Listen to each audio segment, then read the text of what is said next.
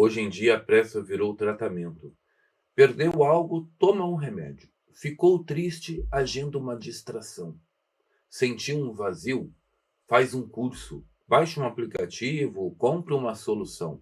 A ordem é clara: não sentir a dor, mas Freud nos ensinou o contrário. O sofrimento não é falha, ele é um processo. Nem todo luto vem com lágrimas, nem toda perda tem nome. Às vezes o que dói é justamente aquilo que a gente não consegue localizar.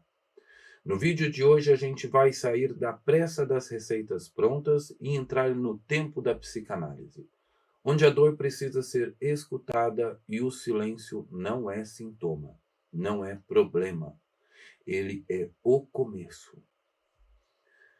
Para Freud, o luto não é uma falha, não é uma fraqueza, muito menos uma doença. Luto é um trabalho psíquico, uma operação interna que o sujeito realiza diante da perda de algo profundamente investido de afeto. E esse algo pode ter muitas formas. Pode ser a morte de alguém que você ama, mas também pode ser o fim de uma relação, a perda de uma função, de um projeto, de um lugar. Ou até mesmo a quebra de uma imagem que o sujeito fazia de si. Sim, o luto também se dá por uma ideia perdida, por um ideal desfeito, por uma identidade que já não se sustenta. A característica fundamental do luto, segundo Freud, é que o sujeito sabe o que perdeu. A perda é reconhecida, nomeada, localizada. E é justamente isso que diferencia o luto de outras formas de sofrimento mais difusas, como a melancolia, que o Freud também analisa no seu artigo Luto e Melancolia. No luto, a dor aparece, mas não está solta. Ela tem um alvo, tem uma origem simbólica. E Freud explica isso através da noção de libido. O que é a libido? É a energia psíquica investida nos objetos que amamos. Quando perdemos esse objeto, essa energia fica sem destino.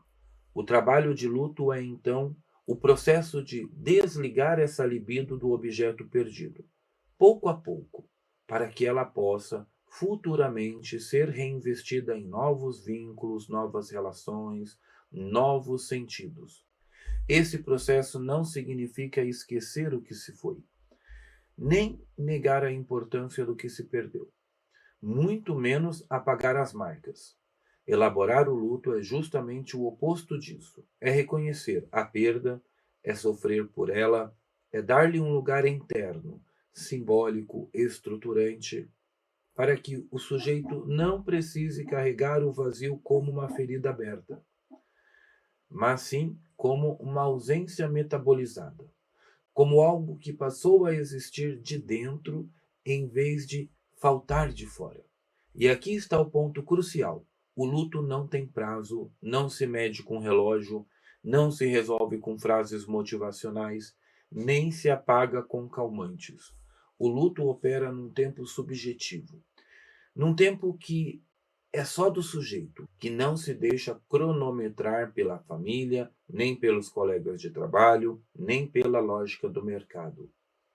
A cultura contemporânea, apressada e funcional, quer que a gente supere rápido, que volte ativa, que se adapte logo, que finja estar bem. Mas Freud não entra nesse jogo. Ele insiste: o luto é necessário, é um processo vital para a saúde psíquica. É a maneira como a alma reorganiza sua economia interna depois de uma ruptura. E é só quando esse trabalho pode acontecer, com dor, com tempo, com escuta, que o sujeito poderá seguir sem estar partido. Nem todo mundo, gente, consegue fazer o luto. E isso não acontece por escolha ou por falta de força de vontade. Acontece porque, em certas perdas, o sujeito não encontra condições internas para elaborar o que se foi. Em vez de entrar no processo psíquico da perda, ele desvia, substitui, finge ou simplesmente se cala. Em alguns casos, esse luto é negado e a pessoa age como se nada tivesse acontecido. volta ao trabalho no dia seguinte, sorri em excesso, diz estar ótima, mas esse estar bem é vazio, é um esforço de atuação. Outras vezes, o luto é sufocado por frases prontas. Tudo acontece por um motivo. Foi melhor assim. Agora é bola para frente. Essas falas, quando ditas cedo demais, funcionam como travas simbólicas, impedem a dor de passar por dentro. E ainda há o caso da euforia forçada, quando o sujeito tenta compensar a perda com excesso de atividade, projetos, compromissos. Mas esse movimento é artificial, é acelerado demais para ser verdadeiro. É um modo de não escutar o que já começou a doer. O problema é que, sem luto, a perda não desaparece, ela apenas muda de forma. E quando isso acontece, o risco é grave. A perda não elaborada pode se tornar um sintoma, um vazio que se repete, um cansaço que não tem causa, uma angústia que não tem nome.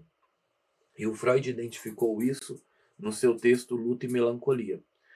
Ele disse que na melancolia o sujeito não sabe o que perdeu, mas sente que perdeu algo de si. A dor não tem direção, nem tem objeto. É como se uma parte da alma estivesse soterrada por algo que ela não consegue tocar. E o sofrimento se transforma em autoacusação, desvalorização, sentimento de culpa sem explicação. Por fora a pessoa pode seguir funcionando, mas por dentro ela está em suspensão. Não está enlutada, mas também não está viva. É por isso que a escuta analítica é tão importante, porque o que não se elabora com palavras volta como sintoma, ou como um silêncio insuportável. Quando o luto não acontece, não há cura, há apenas adiamento, e tudo que é adiado na alma cobra presença depois. E Freud foi preciso. No luto, sabemos o que perdemos, na melancolia, não. O luto tem um objeto claro, a melancolia não.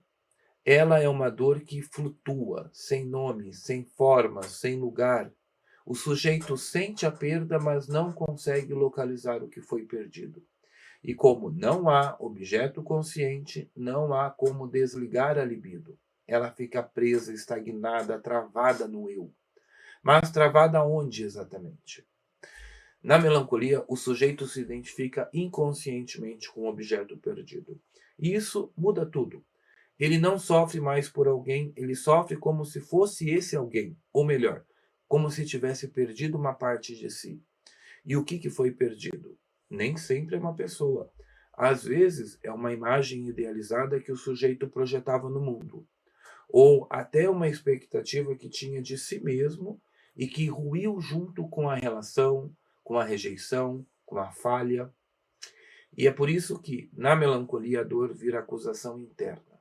O sujeito começa a se atacar, a se desprezar, a se achar indigno, fracassado, sem valor. Não é só tristeza, é autodestruição silenciosa. Não é só ausência, é culpa.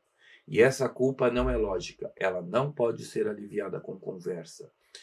Porque ela não nasceu na razão, nasceu no inconsciente. O melancólico muitas vezes não chora. Ele se afasta, se cala, se corrói e, o pior, acredita que merece. Por isso, na clínica, a melancolia exige atenção redobrada. Ela se camufla. Muitas vezes se apresenta como cansaço, apatia, isolamento. Mas por trás disso, o que há é uma identificação patológica com a perda. O luto quer elaborar, a melancolia, a melancolia quer punir. E quando o eu se torna o campo de batalha, não há dor, há destruição. Vivemos numa cultura que transformou o sofrimento em constrangimento. Tudo precisa ser resolvido rápido, limpo, sem incômodo. Tristeza virou vergonha. Luto virou fraqueza. Silêncio virou defeito. A ordem é sempre a mesma. Você precisa seguir em frente. A vida continua. Não pode se prender ao passado? Essas frases, repetidas como mantras, carregam uma crueldade disfarçada de cuidado. Elas não escutam a dor, elas querem calá-la. Mas Freud foi direto. A dor precisa ser vivida, não negada, não remediada, não recalcada. A dor, quando negada, não desaparece, ela se desloca, se infiltra no corpo, vira angústia, sintoma, insatisfação crônica. Superar não é apagar, é elaborar. E a elaboração não acontece com frases prontas nem com respostas rápidas. A elaboração exige tempo. Quem apressa o luto bloqueia o processo psíquico necessário para que a perda encontre seu lugar interno. E quando isso não acontece, o que vem é a repetição de relações, de padrões, de sofrimentos reciclados, porque o sujeito não superou, ele apenas se calou. E o que não é dito volta. Na clínica vemos isso o tempo todo. Gente que parece estar bem, mas vive estagnada. Gente que trocou de vida, de cidade, de relacionamento, mas continua presa ao mesmo ponto. A dor não metabolizada da perda não vivida. A cultura da superação é uma fábrica de melancólicos funcionais. Gente que performa bem-estar, mas que por dentro ainda carrega o corpo morto daquilo que não pôde enterrar, que fede. Superar não é esquecer, não é apagar, é lembrar com dignidade, é permitir que a perda tenha um lugar, não no passado, mas na memória simbólica. Muita gente diz que quer sair da tristeza, mas na verdade quer sair do incômodo que ela provoca, quer evitar o peso daquilo que está por vir. Não é uma busca por elaboração, é uma fuga daquilo que ameaça transbordar. E é aí que começa o problema, porque o que não é vivido não desaparece, só muda de forma. A dor que não é sentida como luto, como eu disse, volta como sintoma, como insônia, como cansaço que não melhora com descanso, como um vazio que não tem nome, mas que suga o sentido das coisas. Luto não vivido é luto adiado, é perda não metabolizada. E Freud foi claro quanto a isso. O sofrimento que não encontra palavras retorna ao corpo como sintoma. O que não pode ser dito aparece na pele, na ansiedade, na somatização, no humor que oscila, na angústia que gruda sem motivo aparente. Fingir que não sente não é saúde, é congelamento psíquico. Quem evita o luto, evita o confronto consigo, evita a parte mais importante do processo. Reconhecer que algo foi perdido e que essa perda precisa de tempo, espaço e escuta. Na psicanálise não se trata de alimentar a dor, mas de permitir que ela exista para que ela possa, aos poucos, deixar de dominar. E só quem se permite sentir tem chance de transformar. Porque a verdade é simples e dura. Ninguém atravessa o luto ileso. Mas fingir que ele não existe é se condenar a não sair nunca. E o que pode ajudar? Não existe manual para o luto, nem fórmula pronta. Cada sujeito vive esse processo com as ferramentas que tem e dentro da estrutura que o constitui. Freud nos aponta algo fundamental, que o laço sustenta, não no sentido da distração superficial, nem como substituto da dor, mas como presença viva que sustenta o trabalho psíquico em curso. Estar com os outros, quando é vínculo real e não apenas presença mecânica, pode ajudar o sujeito a suportar o peso do que se perdeu. Não para esquecer, mas para elaborar junto. O luto não se resolve sozinho, mas tampouco se resolve no coletivo barulhento. O que ajuda é a relação onde há espaço. Espaço para o silêncio, para a pausa, para o tempo subjetivo. Às vezes, isso acontece num processo analítico. Outras vezes, numa amizade que não pressiona. Ou até no cuidado silencioso de quem não exige que o outro sare logo. Porque a dor do luto não se cura, ela se inscreve. E com o tempo, se houver escuta e elaboração, ela muda de lugar. Deixa de ser ferida aberta e vira memória. Não é substituição, é continuidade psíquica. É quando o sujeito entende que amar de novo não é trair o que foi, é honrar o que ainda pulsa.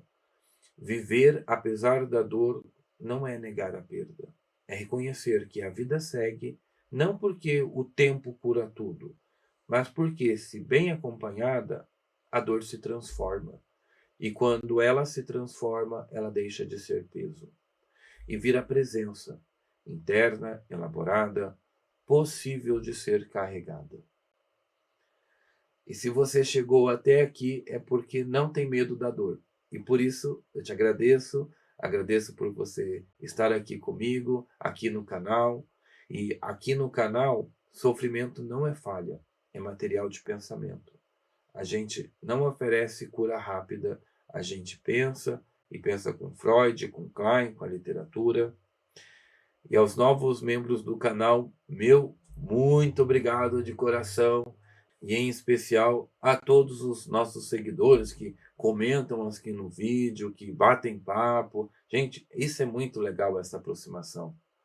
E se você também não for membro ainda, considere apoiar o canal. Isso sustenta o canal e sustenta inclusive a estagiária. E se você ainda não é inscrito, se inscreva. Ativa o sininho. Aqui a gente não vende slogan, vocês já viram. A gente sustenta o sujeito. Mesmo quando ele ainda está tentando se reconstruir e mesmo quando a sociedade está tentando destruí-lo. Eu sou Rafael Marques Menezes, psicanalista, professor e diretor da Escola Britânica de Psicanálise no Brasil. E foi uma alegria, como eu disse, ter você até agora aqui comigo. Nos vemos no próximo vídeo. Até lá!